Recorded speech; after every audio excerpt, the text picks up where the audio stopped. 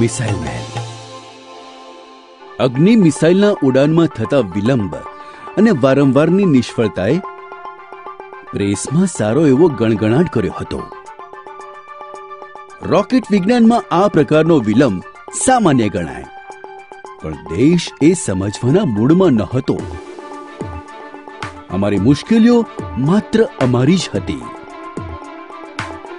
લોકો વિલંબનું પોતપોતાની રીતે અર્થઘટન કરતા હતા અને કેટલાક રમૂજી વિકલ્પો પણ સૂચવતા હતા.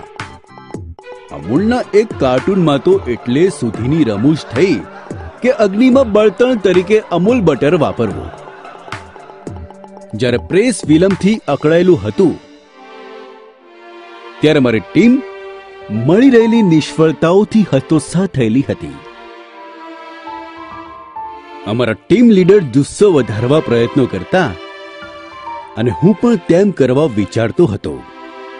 તેવા ઘણા પ્રસંગો મને યાદ છે. મેં મીટિંગ બોલાવી અને મારી ટીમના 2000 સભ્યોને સંબોધ્યા. આપણને મહાન તક આપવામાં આવી છે. બધી મોટી તકોની સાથે મોટા પડકારો પણ હોય જ છે. આપણે આ તક જવા ન દઈ શકીએ. આપણી પાસેથી આનાથી કશું જ ઓછું આપણા દેશને ખપે ને. આપણા પછીના પ્રયત્ન વખતે અગ્નિને આપણે સફળતાપૂર્વક ઉડાડીશું એવું હું તમને વચન આપું છું. એટલું કહીને મેં પૂરું કર્યું. મારી ટીમમાં શક્તિનો પુનઃ સંચાર થયો. પુનઃ ઉત્સાહિત થઈને તેઓ જબરજસ્ત એકાગ્રતા અને આત્મબળ સાથે કામ કરતા હતા. આખરે 22મી મે 1989ના દિવસે ઉડાન ભરવાનું નક્કી થયું. આર્મી સ્ટાફના વડા અને સંરક્ષણ પ્રધાન જેવા મહાનુભાવો ઉડાનના સાક્ષી થવા આવ્યા હતા. આગલી રાતે પૂર્ણચંદ્રથી ચમકતા દરિયા કિનારે ટહેલવા માટે અમે સૌ ગયા હતા. મોજા ગરજતા હતા અને ખડકો ઉપર પછડાતા ચૂર ચૂર થતા હતા. આવતીકાલે અગ્નિના ઉડાન સાથે આપણે સફળ થઈશું કે એવો પ્રશ્ન બધાના મનમાં હતો, પણ કોઈ બોલવા ઈચ્છતું ન હતું. આખરે સંરક્ષણ પ્રધાને શાંતિનો ભંગ કર્યો અને મને કહ્યું, કલામ, આવતીકાલે અગ્નિ પરીક્ષણની સફળતાને આપણે કઈ રીતે ઉજવીશું? તમારા મનમાં કોઈ ઈચ્છા છે? એ એક સાદો સવાલ હતો, પણ એનો તરત જવાબ મને ન સૂઝ્યો. હું શું ઈચ્છતો હતો?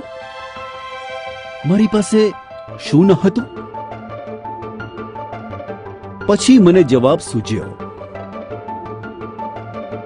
આપણા આ સંશોધન કેન્દ્રમાં વાવવા માટે આપણને 1 લાખ રોપાઓની જરૂર પડશે.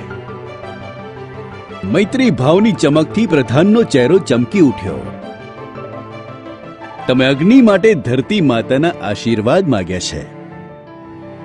તેમણે ઉષ્માપૂર્વક કહ્યું, આપણે ચોક્કસપણે કાલે સફળ થવાના જ. બીજે દિવસે સવારે 7:10 અગ્નિ ઉડ્યો. એ સંપૂર્ણ ઉડાન હતું. શમણા ભરી ઊંઘમાંથી જાગેલી સોનેરી તેજસ્વી સવાર જેવું એ હતું. વિવિધ કેન્દ્રોમાં 5 વર્ષ સુધી સતત કરેલા પરિશ્રમનું એ સુફળ હતું. માત્ર 600 સેકન્ડ સુધી ચાલેલી એ ભવ્ય ઉડાને અમારા બધા થાકને ઓગાળી નાખ્યો. ઘણા વર્ષોના અથાગ પરિશ્રમની એક એવી અદ્ભુત પરિસીમા. મારા જીવનની એ એક મહાનતમ પળ હતી, છે અને રહેશે.